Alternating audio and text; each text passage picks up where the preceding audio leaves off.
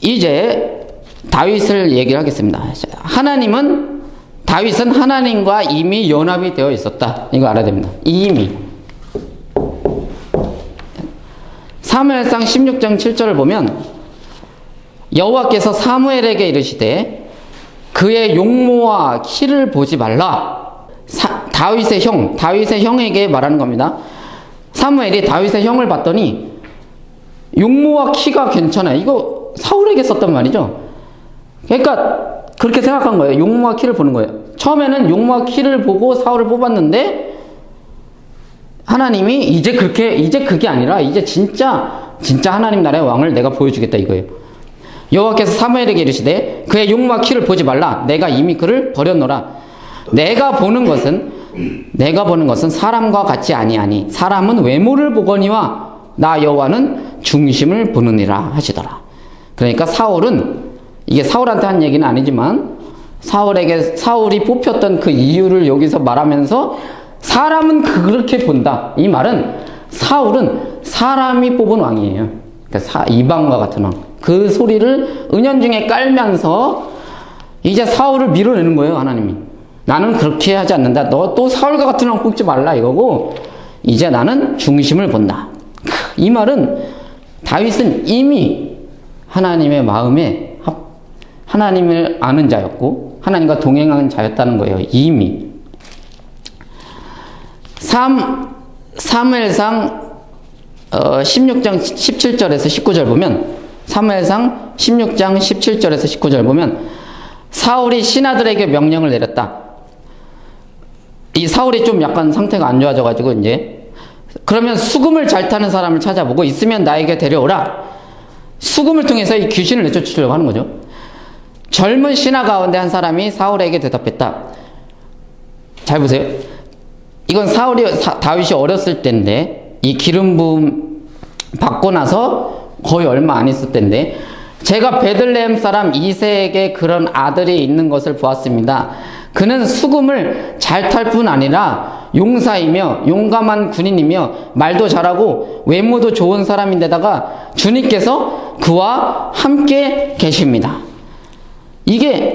이 말은 뭐냐면은 많은 사람들이 다윗을 주님이 함께 하시는 사람이라는 것을 인정을 받고 있었다는 거예요. 결국 다윗은 하나님께 왕으로 지명을 당함으로써 하나님의 아들이 됩니다. 왕은 하나님의 마음의 중심에 합한 자였고 하나님께서 다윗을 왕으로 지명을 하십니다. 그래서 다윗은 하나님의 아들이 됩니다. 이게 이해되시죠? 이제 하나님의 아들이 됐다. 이게 나단 그런 게 사명적 언어라 했죠. 하나님의 형상 제2의 아담. 시편 2편 6절에서 7절 보면 내가 나의 거룩한 산 시온산에 나의 왕을 세웠다 하신다. 나 이제 주님께서 내리신 칙령을 선포한다. 주님께서 나에게 이르시기를 너는 내 아들 내가 오늘 너를 낳았다. 다시 한번 말씀드리지만 하나님께서 왕을 세우시고 뭐라고 하냐면 너는 내 아들이다. 내가 오늘 너를 낳았다. 그러니까 아들을 낳았다. 이게 오늘 낳았다. 이게 뭐냐면 오늘부터 네가 진짜 왕으로 확정이 됐다. 이 소리예요. 이게 누구한테 쓰였냐면 예수 그리스도한테 쓰였죠. 내가 나의 아들이다. 너희들은 저의 말을 들어라. 이게 뭐냐면 하나님께서 얘가 왕이다라는 소리예요. 다윗의 자손이고 왕이다. 얘가 나의 사명을 나의 언약을 세상 가운데 펼쳐낼 존재이다 라는 거죠. 어쨌든 이 다윗은 사무엘의 기름 부음을 받음으로써 왕으로 지명이 됩니다. 자, 이제 지명이 됐으니까 뭘 해야 됩니까? 증명을 해야 되죠. 지명을 되게 구석에서 받았어요. 왜? 이게 위험한 거예요. 지명은 사울한테 죽습니다. 그래서 그러니까 이 지명받은 거는 사무엘상 16절 13절에 나옵니다. 사무엘이 기름이 담긴 뿔병을 들고 그의 형들이 둘러선 가운데 다윗에게 기름을 부었다. 그러자 주님의 영이 그날부터 계속 다윗을 감동시켰다. 사무엘은 거기에서 떠나 라마로 돌아갔다. 기름을 부으니까 성령님이 감동이 오시다. 이 기름 부음과 성령은, 기름 부음은 성령님이 함께 하신다. 이거의 그 어떤 표지입니다. 표지. 그리고 상징이고, 또 이 성령님이 함께 하신다는 것은 그 구약 성경의 왕, 제사장, 선지자들의 그 통치자, 하나님의 통치자. 처음에는 아담에게 성령을 부어주셨죠. 하나님이 생기를 불어넣으셨죠. 이런 것들을 상징하는 겁니다. 이런 사명적. 이건 약간 번외로 말씀드리면, 오늘날에도 성령이 부어졌다 이 말은 뭐냐면은, 모든 이들에게, 하나님을 믿는 이들에게 성령이 부어졌다 이 소리는 이런 뜻이에요. 기름 부음이 임했다. 성령님이 임했다. 이거는 모든 사람들이 왕, 선지자, 제사장이란 소리예요. 그러니까 이건 나중에 뭐 할지 모르겠지만, 그러니까 이 말입니다. 너에게 성령이 임했다. 이거는 그러니까 단순하게 나는 하나님을 뭐 성령님이 임했다 이게 아니라, 나는 하나님의 나라의 왕, 하나님 나라의 제사장, 하나님 나라의 선지장적 존재로 내가 됐구나, 이걸 알아야 된다는 거예요. 그래서 이 기름 부음을 받았다 이 소리는. 그래서 오늘날에 뭐 내가 제사장이다, 그러니까 목사님이 제사장, 목사님이 이렇게 하면 안 되는 거예요. 그럼 자기는 성령을 안 받았다는 소리예요. 그럼 성도들이. 아니에요. 성도들도 성령을 받았으면 이 소리입니다. 하나님께 지명을 당했다는 거예요. 왕으로서. 자, 어쨌든 간에 이제 증명을 해야 되죠. 증명을 어떻게 하냐면 골리앗을 물리칩니다. 이게 증명이에요. 다 사울이었다고 생각을 해보세요. 사울이 골리앗을 무찌를 수 있었을까? 그 나이, 어린 나이. 기름을, 걔는 블레셋 물리치라고 했을 때 도망갔습니다. 근데 다윗은 블레셋의 장군 골리앗을 무찌릅니다. 사무엘로부터 기름 부음을 받고 왕으로 지명된 다윗은 자신이 왕의 자격이 있는 사람임을 증명해 보일 필요가 있었다. 다윗은 그것을 멋지게 보여주는데 그것이 골리앗 사건이다. 골리앗 사건은 여러 가지 의미가 있겠지만 다윗의 왕으로서 증명해 보이는 것이 가장 핵심입니다. 그러니까 골리앗을 통해서 골리앗을 무찌르는 걸로 많은 설교와 많은 이야기를 할 수 있어요. 그 내용 자체만으로. 그러나 성경의 전체적으로 흐르는 것을 보면 핵심은 다윗이 하나님 나라의 왕임을, 기름 부은 왕임을, 기름 부을 자격이 있었던 왕임을 증명해 보이는 증명 사건입니다. 그래서 모든 사울까지 벌벌 떨고 있었어요. 사울까지도. 모든 사람들이 벌벌 떨고 있을 때 그 말은 뭐냐? 모든 사람들이 이방 왕과 같은 모습을 하고 있을 때, 이방 왕은 뭡니까? 무력, 권력, 힘 이런 걸로 통치를 하는 거잖아요. 그러니까 나보다 힘이 세고 나보다 무력이 세니까 벌벌 떨고 있는 거예요. 통치를 받고 있는 거예요. 그가 막 니까지 막 무시하니까 거기에 그냥 받고 있는 거예요. 그 통치를. 이게 이방 같은 모습입니다. 이방 세상의 모습이에요. 이게 패턴. 힘의 원리. 그런데 그 가운데 하나님의 원리를 갖고 있던 다윗은 하나님 나라의 왕, 하나님의 형상임을 보여줌으로써 뭐라고 하냐면은, 너는 칼과 단창으로 오지만 나는 만군의 여호와, 야훼 최박, 하나님이 군사라는, 하나님이 전쟁은 능하신 분이다. 하나님이 전쟁을 주관하신다는 믿음이에요. 하나님이 혼돈과 공허와 흑암을 무찌르신 분이다. 세상을 창조하시는 분이다. 라는 믿음을 가지고 나는 하나님의 통치자, 하나님의 대리자다. 라는 마음을 가지고 무찌릅니다. 이 완전 비교가 되는 상황. 완전 비교가 되는 상황. 하나님 나라의 왕과 세상 이방 왕의 왕이 완전히 비교가 되면서 다윗은 사울과 같은 왕이 아니라 하나님 나라의 왕으로서 기름 부음 받은 것이 확실하다라는 증명하는 순간입니다. 번외로 말씀드리지만 블레셋은 나라 이름이 아닙니다. 블레셋은 5 도시들이 연합된 도시 연합체예요. 그래서 다윗은 돌을 5개를 들고 갑니다. 왜? 골리앗은 그 5개의 연합체 나라 중에 하나의 대표예요. 그 중에 하나의 대표. 그러니까 5개를 돌을 들고 간 이유는 하나에 한 놈씩 죽이겠다는 거예요. 5 나라의 5 도시의 연합이 블레셋이에요. 블레셋이란 나라가 있는 게 아니라, 블레셋은 가드, 잊어버렸는데 5개의 이거 연합. 먼저 골리앗. 그러니까 얘는 골리앗은, 다윗은 5개를 다 쓰려고 한 게 아닙니다. 이게 한 사람 앞에. 그러니까 얼마나 믿음이 좋았냐면은, 블레셋은 5놈이니까 장수가 하나, 둘, 셋, 5개 가져가면 되지. 이거예요. 그래서 하나 쓰고 이제 그 다음 나와야 되는데 다 도망갔어요. 골리앗을 물찌르는 거 보고. 다 도망갔어요. 그 한 명씩 나왔어야 되는데. 야, 이런 믿음입니다. 대단하죠? 그래서 이렇게 막 해석하는 사람들이 있어요. 근데 뭐 하나는 믿음, 뭐. 너희 하나는 믿음이고, 하나, 이렇게 제발. 이건 아닙니다. 근거 없는 이런 얘기. 뭐야, 그거 나도 할 수 있겠다. 하나는 불의를 보고 참지 못함. 하나는 뭐 이렇게 해야 되잖아요. 그거 아니고, 5 연합체예요, 블레셋은. 그래서 돌을 5개 들고 가는 겁니다. 그러나 4개는 쓸 필요가 없었다. 하나님 나라의 통치를 보고, 하나님 나라의 통치를 맛보고, 이 사람들이, 얘네가 믿는 신은 우리와 같이 우리의 왕권을 만들어낸 신이 아니라 진짜 살아계신 하나님이구나. 진짜 모든 것이 그분께 속해 있구나를 직감적으로 깨닫고 튀는 겁니다. 그렇게 해서 이게 다윗은 증명을 해 보이죠. 자, 그럼 이제 뭘 해야 되냐? 확증을 받아야 되죠. 그러나 여기 확증이라고 한다면 여기 사이에 이방 왕에는 결코 찾아볼 수 없는 게 등장합니다. 그러니까 이게 고대 근동의 왕이 되는 패러다임이에요. 근데 하나님 나라의 왕은 여기 하나가 뭐가 추가가 된다는 것을 보여줍니다. 그게 뭐냐? 고난입니다. 자, 고난. 이거는 이방 왕에는 없어요.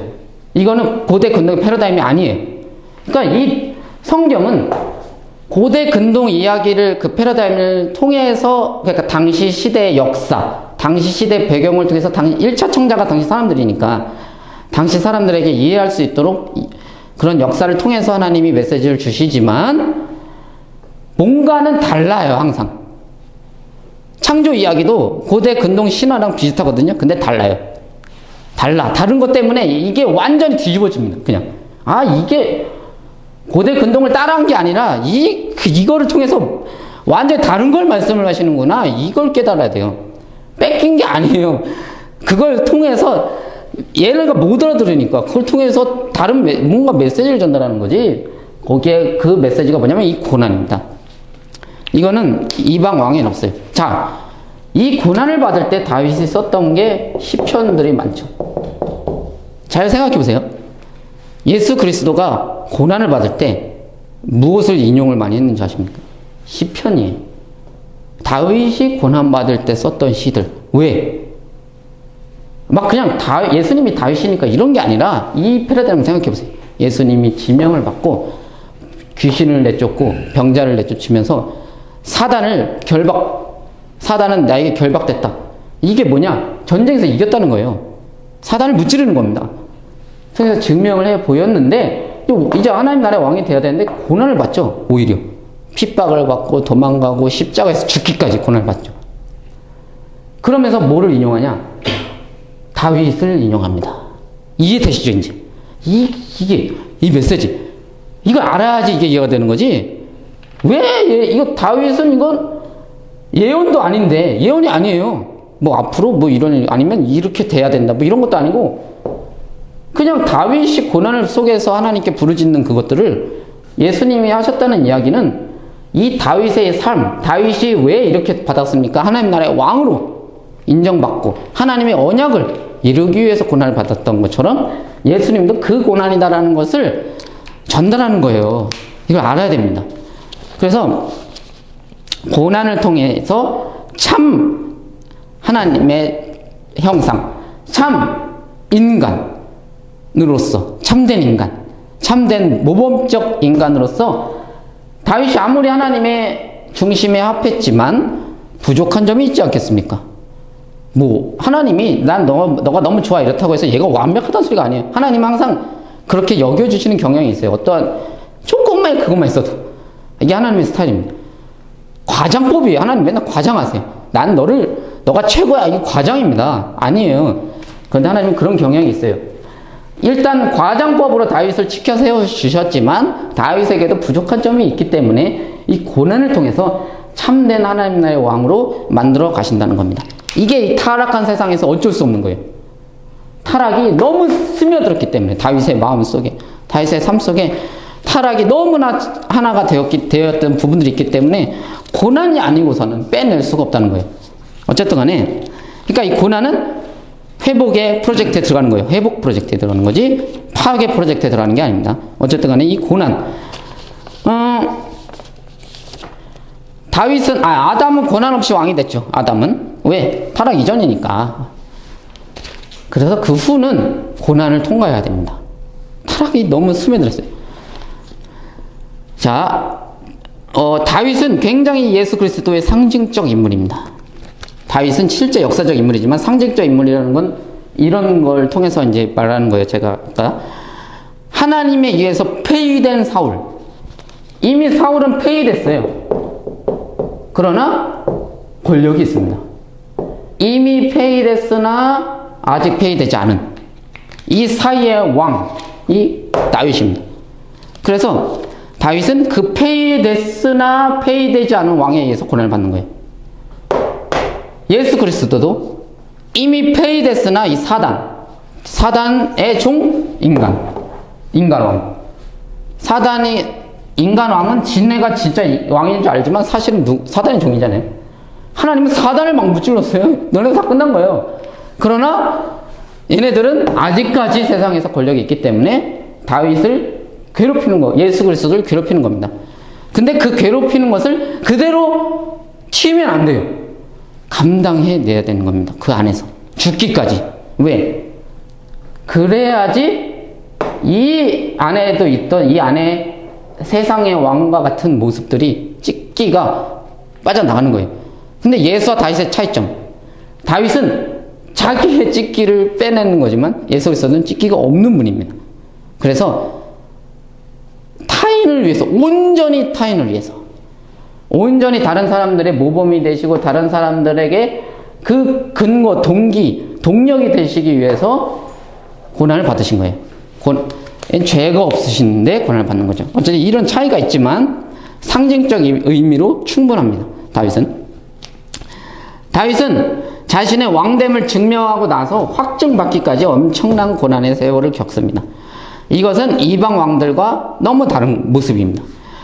하나님 나라의 왕은 이방 왕처럼 신도 아니고 그냥 같은 사람입니다. 사람과 연합이 먼저 돼야 돼요.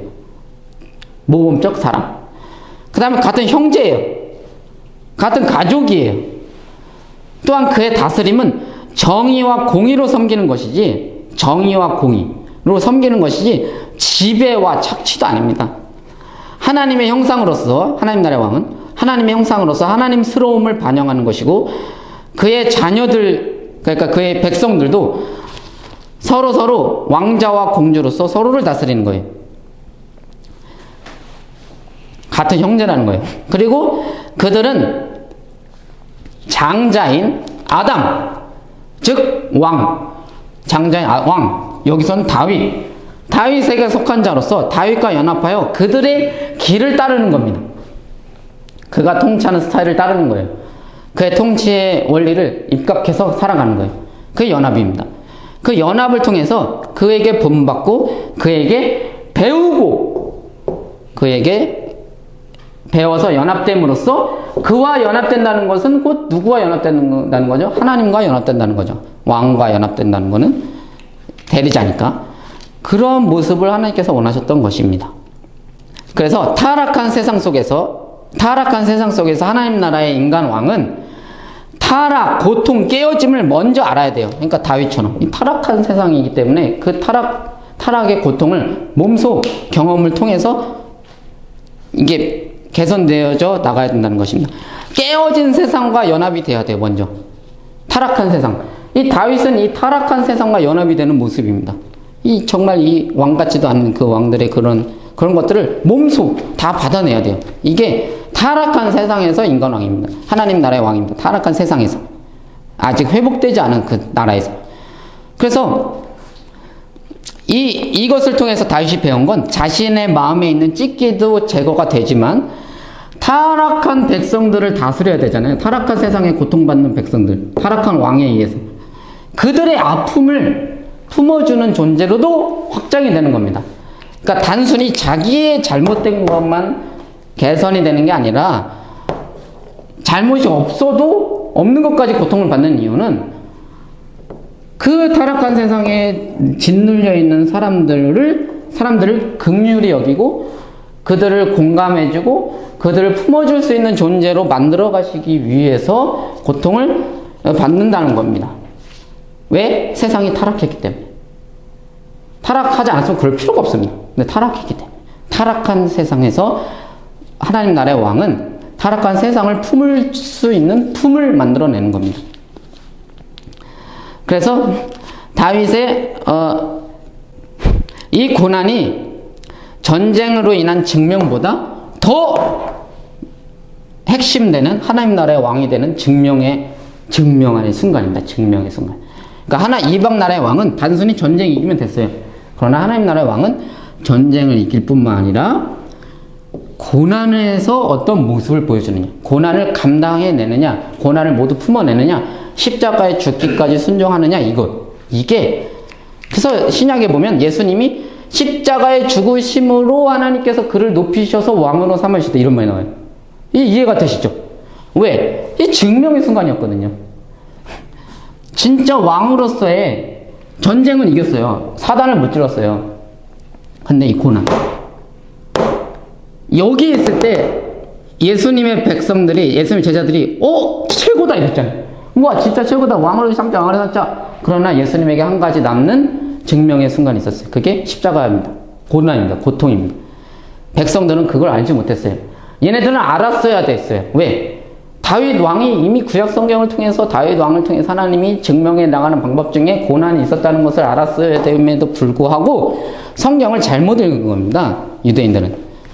예수님은 성경을 제대로 읽으셨고, 그래서 다윗의 삶을 재현해 내신 거예요. 자신에겐 고난이 남아있음을 예수님은 아셨죠.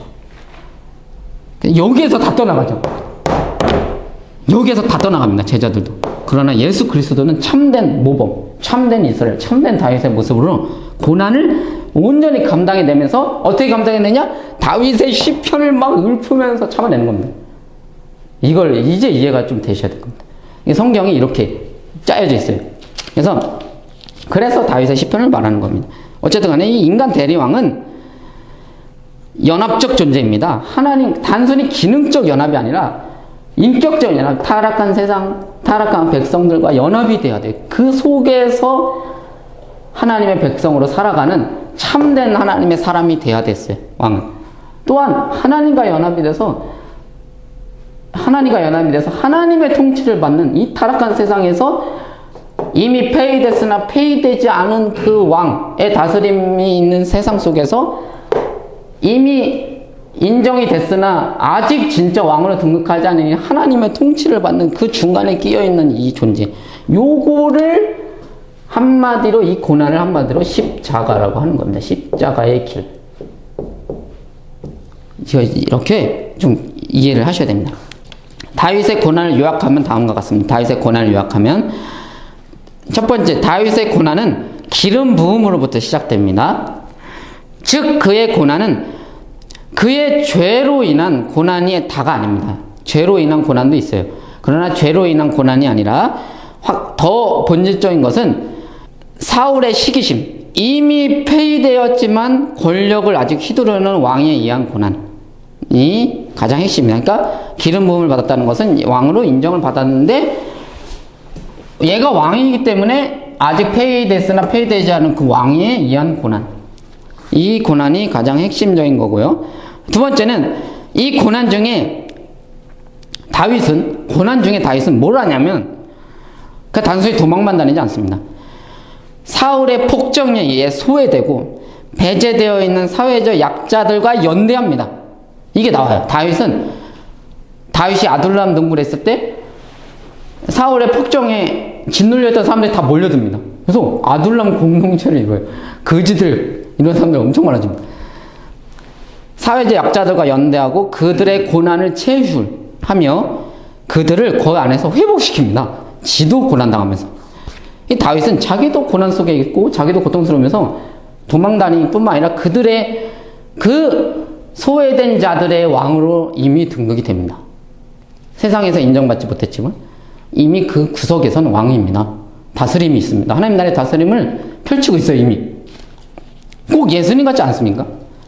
기름 부음을 받고 예수 그리스도가 고난 중에 단순히 도망만 다니고 뭐 이런 게 아니라 병든 자들, 그 세상의 통치에 의하면 저주받은 자들, 세상의 통치에 입각하면 버림받은 자들, 그들과 연대하고 12 제자를 모으며 그 제자들의 또 제자를 모으며 그래서 또 뭔가 그들을 회복시키고 그 안에서 이게 다윗이죠.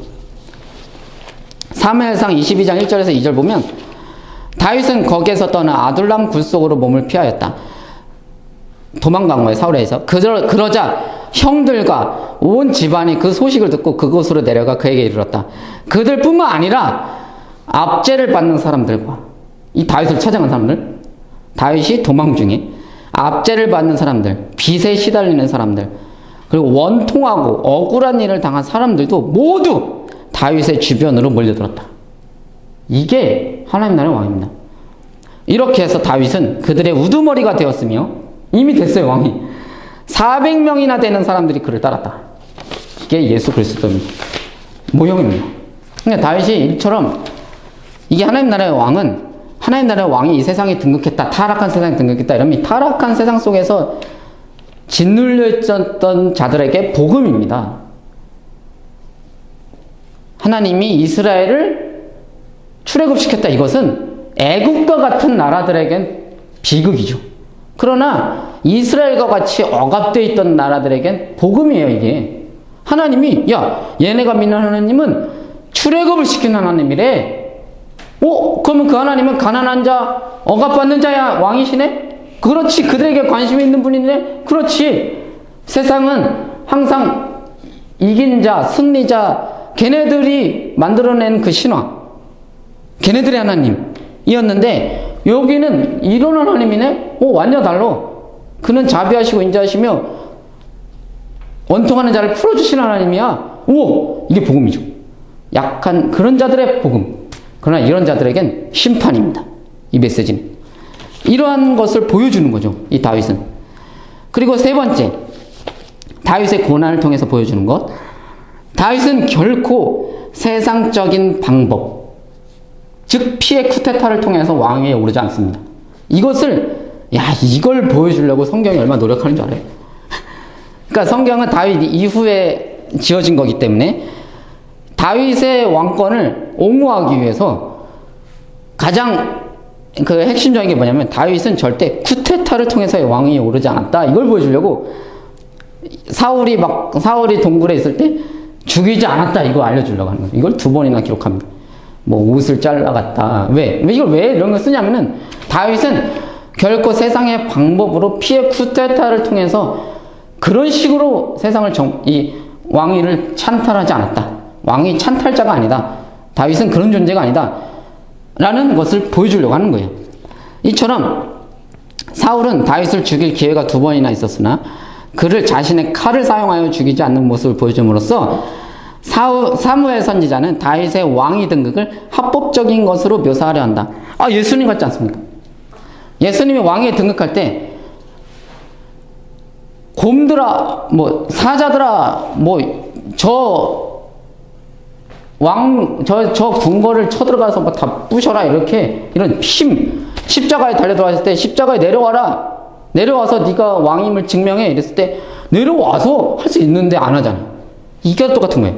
그러니까 세상의 방법, 힘, 권력, 짓누름, 파워로 왕이 되시는 게 아니라 고난을 온전히 감당하심으로써 왕이 되는 모습을 보여주는 것처럼 예수님의 십자가의 사건이 다윗이 결코 사울을 죽임으로써 세상의 방법으로써 피해 찬탈자로서 왕위에 오르지 않는 모습과 예수님의 십자가를 통해서 왕위에 오르는 모습은 동일하다는 거예요. 자, 이런 것을 또 보여주는 겁니다. 그 다음 네 번째, 이 고난은 이게 진짜 아픈 고난인데 기름 부음을 받았지만 세상적 권세가 없는 왕 다윗은 이건 그의 도움을 받아 생명을 구원한 친족들로부터 배신을 당합니다. 그러니까 다윗이 약자들과 연대를 했는데 나중에 걔네들이 또 배신합니다. 이거 예수님 같지 않습니까?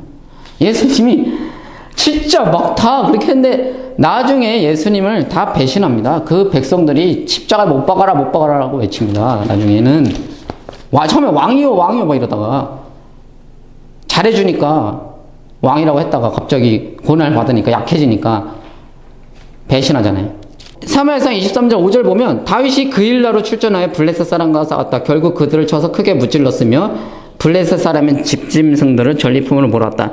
다윗은 이렇게 그일라 주민을 구원해 주었다. 그런데 사무엘상 23장 12절 보면 다윗이 다시 한번 하나님께 여쭈었다. 그일라 주민이 정말 그일라 주민이 정말로 나를 나의 부하들과 함께 사울의 손에 넘겨주겠습니까? 주님께서 대답하셨다. 넘겨줄 것이다. 그거 예수님 같아요, 막. 그들이 정말 내가 그일라 주민 구원해줬는데 하나님, 얘네가 정말 우리를 배신해서 사울한테 우리를 넘겨줄 것입니까? 물어봤더니 넘겨줄 것이다. 이런 말 듣습니다. 이렇게 배신당하는 모습. 자신들이 자기가 믿었던 가룟 유다에게 배신당하는 모습처럼. 또 다섯 번째, 다윗의 고난 이야기는 고난 중에서도 하나님의 뜻을 구하는 다윗의 모습이 자주 등장합니다. 그는 고난 중에서도 하나님을 의식했고 모든 상황 속에서도 하나님께 무릎을 꿇는 자였고 그렇게 훈련되어져 갔습니다. 고난 속에서 다윗은 그 상황에서 완전히 도망가지 않고 하나님께 부르짖었으며 그 와중에 함께 고난하는 자들과 연합하고 그들을 위로하였습니다. 또한 그들에게 배반을 당했지만 그는 계속해서 하나님께 순종하는 모습을 보였고 또 그렇게 만들어져 갔습니다. 그러한 상황 속에서 시편과 같은 많은 시들을 짓게 된 것입니다. 그러니까 이 시편은 그러한 삶 속에 있는 사람들만이 이해할 수 있습니다. 예수님은 이걸 완전히 이해한 것이고, 그래서 십자가의 고난 중에 예수님은 이 시편을 위해서 자기 고난을 표현을 한 것입니다. 이거는 발버둥입니다. 어떻게 보면 뭐냐면은 내 고난은 헛된 고난이 아니다. 내 고난은 하나님께서 나를 왕으로 만들어주시는, 진짜 하나님 나라의 왕으로 만들어주시는 그런 고난이다. 나는 지금 하나님 나라의 왕으로서 증명을 받고 있는 순간이다라는 것을, 그 믿음을 놓치지 않기 위해서 예수 참된 인간이셨으니까 그러기 위해서 시편을 활용하신 것입니다. 오늘날의 문제는 사울과 같은 사람들이 시편을 그냥 응용한다는 거예요. 사울의 길을 가면서 지 잘못 때문에 짓는 고통, 지 잘못 때문에, 지 욕심 때문에 받는 고통을 가지고 시편을 응용하면서 나를 이 고통에서 구원해달라고, 어찌 나를 버리셨습니까? 뭐 이러면서. 그러니까 기능적으로 사용하는 거예요, 성경을. 성경과 인격적으로 연합이 된 상태에서 성경의 길을 따르면서, 다윗의 길을 따르면서 시편을 응용해야지 이게 시편이지, 사울의 길을 따르면서 다윗의 시편을 응용한다고 해서 그게 하나님의 아무것도 아닙니다. 그러니까 이런, 내가 사울의 길을 따르고 있는지, 내가 다윗과 연합되어 있는지, 내가 다윗과 연합되어 있는지, 내가 여로보암과 연합되어 있는지, 이거를 먼저 점검을 해야 된다는 거죠. 회개가 먼저 있어야 된다는 거예요. 그래서 이런 시편들, 이런 타락한 세상이란, 다시 정의합니다. 타락한 세상이란 폐위되었지만 권력을 휘두르는 왕이 지배하는 세상. 타락한 세상은 뭐냐? 이미 폐위되었지만 아직도 그 폐위된 왕이 권력을 휘두르는 세상. 이미 폐위된 사단, 그러나 그 사단이 아직도 권력을 휘두르는 세상. 이걸 타락이라고 합니다. 이 세상 속에서 하나님 나라의 왕이 선택되어지고 자라가는 동시에 회복을 일구어내는 유일한 길이 고난입니다. 그래서 예수님이 당신의 제자들에게 너희들도 반드시 고난을 받을 것이다 이러는 거예요. 너희가 하나님 나라의 왕으로서 이 세상을 아직까지 사단이 휘두르고 있기 때문에 너희는 반드시 고난을 받을 것이다. 그 고난 속에서 뭐 해라? 이렇게 해라. 이렇게 알려주는 거예요. 다윗처럼, 예수 그리스도처럼 이렇게 해라. 그러니까 이게 메시지인 겁니다. 결국 네 번째, 진짜 이제 확증이 됩니다. 지금까지 무슨 말씀드렸냐면 고난을 말씀드린 거예요. 지명 말씀드렸고 기름 부음 받는 거, 증명 말씀드렸고 골리앗 사건, 고난 말씀드렸고, 자 이제 마지막으로 이제 다윗은 확증이 됩니다. 사무엘하 5장 3절에서 5절 그리하여 이스라엘의 모든 장로가 헤브론으로 왕을 찾아오니 다윗 왕이 헤브론에서 주님 앞으로 나아가 그들과 언약을 세웠다. 그리고 그들은 다윗에게 기름을 부어서 이스라엘의 왕으로 삼았다. 다윗은 30살에 왕이 되어서 40년 동안 다스렸다. 그는 헤브론에서 7해 6달 동안 유다를 다스리고 예루살렘에서 30해 동안 온 이스라엘과 유다를 다스렸다. 결국 다윗은 하나님 나라의 왕으로 확정을 받습니다. 그래서 하나님의 아들인 이스라엘, 그러니까 이스라엘 하면 우리가 나중에 고난받는 종 이런 걸 통해서 알아야 될 게 뭐냐면 이스라엘 하면 세트예요. 왕, 선지자, 제사장. 그러니까 이스라엘이 회복됐다 이 말은 뭐냐면은 하나님 이스라엘 안에서 왕이 회복됐다, 선지자가 회복됐다, 제사장이 회복됐다 이 소리예요. 그러니까 이스라엘이 하나님의 종이잖아요. 이스라엘 하나님의 종이다 이러면 하나님의 종되게 만들어내는 이 역할이 기본적으로 세트로 있는 겁니다. 이게 하나님 나라의 그 세트예요. 그래서 이스라엘도 하나님의 아들이고 이스라엘이 하나님의 아들이다 이러면 얘네들이 하나님의 아들이다. 이들을 아들답게 하는 진짜 대표다. 이게 그냥 기본입니다. 그래서 결국 다윗은 이스라엘의 왕으로 참된 왕으로 등극을 합니다. 그래서 이스라엘이 회복이 됩니다. 선지자, 나단 선지자.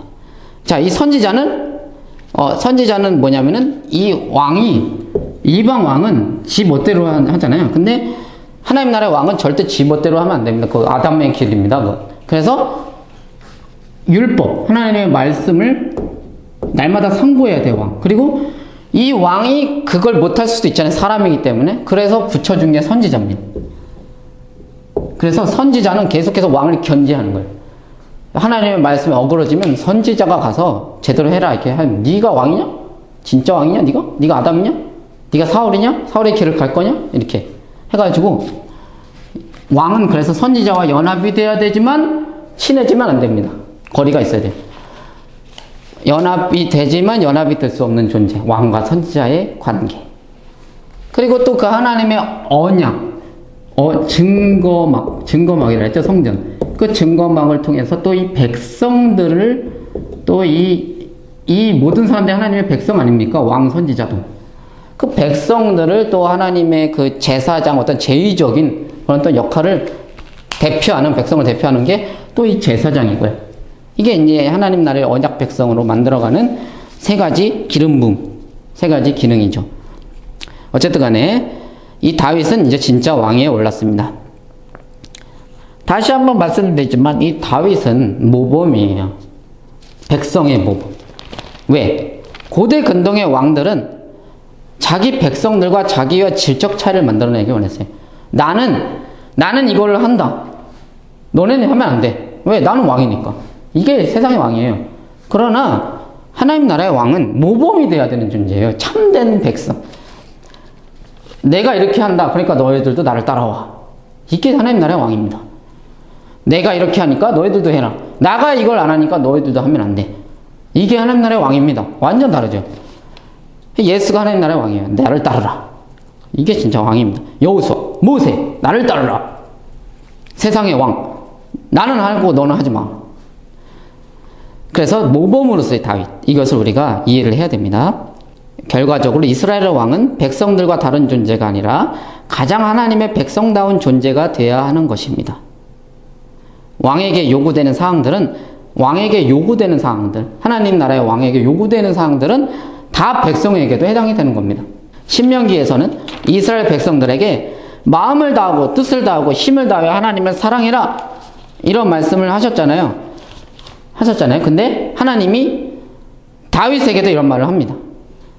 왕하 23장 25절 보면 왕하 23장 25절 보면 이와 같이 마음을 다 기울이고 생명을 다하고 힘을 다 기울여서 모세의 율법을 지키며 주님께로 돌이킨 왕은 이전에도 없었고 그 뒤로도 다시 나타나지 않았다. 이 말은 뭐냐면은 진짜 참된 하나님의 백성이었다. 다윗이. 그러니까 이 하나님 나라의 왕과 이방 나라의 왕을 우리가 확실하게 알아야 될 것, 하나님 나라의 왕은 인간, 온전한 인간입니다. 참된 인간. 참된 인간. 참된 인간이 되어야 된다. 그래서 나를 따르라라고 하는 존재이고, 이방 왕은 지가 진짜 신의 아들이라고 걔네도 그래요. 근데 걔네는 너네들과 나는 다르다. 인간과 연합이 안 돼요. 왜? 지네들 권력을 마음대로 휘두르기 위해서 그러기 때문에. 이렇게 다른 거. 이거는 정말 중요한 겁니다. 그래서 이스라엘 왕은 마음을 다하고 뜻을 다하고 힘을 다해 하나님을 사랑하라는 그 쉐마를 선두에서 실천하며 그것을 삶으로 살아내며 그것을 본받으라고 외치는 그런 존재. 그게 하나님 나라의 왕이었다. 다윗은 하나님의 마음에 합한 자였다는 소리를 듣습니다. 합한 자. 마음에 합하다는 것은 무슨 말이냐면은 마음을 따르는 자라는 것입니다. 하나님의 마음을 따르는 자라는 뜻이에요. 마음에 합한 자는. 얘는 내 마음에 합한 자다. 이건 얘는 내 마음을 따라서 행하는 자다. 이 소리예요. 그러니까 하나님의 마음을 아는 자. 하나님이 뭐 말씀을 하시면 그 말귀를 알아듣는 자. 이 말이랑 똑같은 거죠. 제가 이전에 했었던. 그게 다윗입니다. 이건 뭐 당연히 모든 백성들이 해야 될 거 아닙니까? 그래서 이스라엘은 하나님의 장자라고 불리는 겁니다. 장자. 그 말은 차자가 있는 거예요. 장자는 차자들의 모범이 되어야 되는 존재 아닙니까? 같은 아들로서. 다윗은 또 어떤 모범이 됐냐면 회개의 모습 있죠. 회개. 다윗은 밧세바를 범하고 나단의 책망을 듣자 곧바로 하나님께 꿇부러지는 모습. 즉 자기의 주제를 알았어요. 다윗은. 자기는 백성이다. 하나님의 백성. 나는 하나님의 백성이 되어야 된다. 나는 하나님의 참된 백성이 되어야 되는 존재지 백성들과 다른 나는 막 죄를 지어 그런 존재가 아니다. 나도 백성이다. 이걸 알고 있던 왕이에요. 다윗은. 그래서 그 다윗을 견제하기 위해서 있었던 선지자. 어떻게 보면 영적 권위는 선지자가 높은 거죠. 하나님의 말씀 맡았기 때문에. 선지자가 책망하자마자 바로 다윗은 꼬꾸라집니다. 정말 나는 진짜 백성이 모범이 돼야 되는데 백성들아 나처럼 간음을 해라 이렇게 할 수 없잖아요. 그러니까 이건 완전 잘못된 거다라는 걸 깨닫고 백성으로서 정말 온전한 백성으로서의 모습을 보여줍니다. 회개의 모습. 그게 시편에 나오죠. 이 회개의 모습. 사울? 절대 안 그랬습니다. 사무엘이 뭐라고 하니까 바지끈을 붙잡고 회개하는 게 아니라 사람들 앞에서는 그렇게 하지 말아주세요. 나의 권위가 있는데 미직합니다. 이게 세상의 왕의 모습. 자기가 백성인 줄 모릅니다. 참된 백성이 돼야 되는지 모릅니다. 정체성을 모르는 겁니다. 그리고 다윗은 하나님 나라의 왕됨을 살아감에 있어서 부딪히는 여러 어려움과 고난 속에서 그걸 피하는 것이 아니라 하나님께 부르짖고 진짜 왕이신 하나님께 탄원하는 모습을 보임으로써 많은 백성들에게 모범이 되었습니다. 그래서 시편의 기도, 시편의 찬양들은 우리가 굉장히 소중한 보물과 같은 것들입니다. 그러나 그것들은 이 다윗의 길을 이해하고 있는 자들이 많이 읽을 수 있어요. 어떻게 보면. 그런 것들. 그 예수님의 길을 가는 자들만이 읽을 수 있고 예수님처럼 그렇게 인용을 할 수가 있는 거예요.